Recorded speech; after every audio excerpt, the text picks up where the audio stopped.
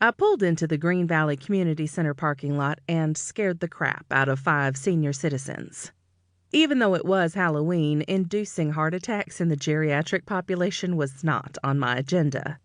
Unfortunately for everyone within earshot, my truck made a ghastly, high-pitched whining sound. This happened whenever it idled. The group of 5 jumped, obviously startled, and glared at me. Soon their glares morphed into wrinkled squints of befuddlement, their eyes moving over my appearance from my perch. It took them a few minutes, but they recognized me. Everyone in Green Valley, Tennessee knew who I was.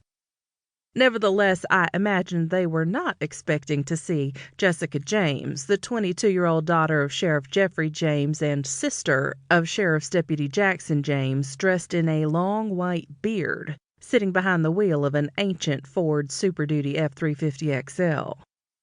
In my defense, it wasn't my monster truck. It was my mother's. I was currently between automobiles, and she'd just upgraded to a newer, bigger, more intimidating model. Something she could plaster with bumper stickers that said, "Have you kissed your sheriff today?" And "Don't drink and derive. Alcohol and calculus don't mix." And "Eat steak. The West wasn't won with salad." As the local sheriff's wife, mother to a police officer, my brother, and a math teacher, me, and the daughter of a cattle rancher, I think she felt it her duty to use the wide canvas of her truck as a mobile pro-police, pro-mathematics, and pro-beef billboard. I waited patiently for them to look their fill, giving them a small smile they wouldn't see behind my beard. Being stared at didn't bother me much. After a few more minutes of confused gawking, the gang of seniors shuffled off like a herd of turtles toward the entrance to the community center, casting cautiously confused glances over their shoulders. Duane. I knew the exact moment I fell for Jessica James. I remember it clear as day. Even though I hadn't set eyes on her for years, time and distance hadn't dulled the memory. The constancy of my regard for Jessica just made her presence now in Green Valley feel transitory, like she was slipping through my fingers. I was 16. She was 14. I'd shoved her off a dock into the river behind our house. Instead of screaming or freaking out like a stupid girl, she'd grabbed my leg on her way down and pulled me under too, dragging me out to the middle. I was in my swim shorts and she was in her Sunday school dress. While we were struggling under the water, she'd pulled my shorts down and off, then escaped.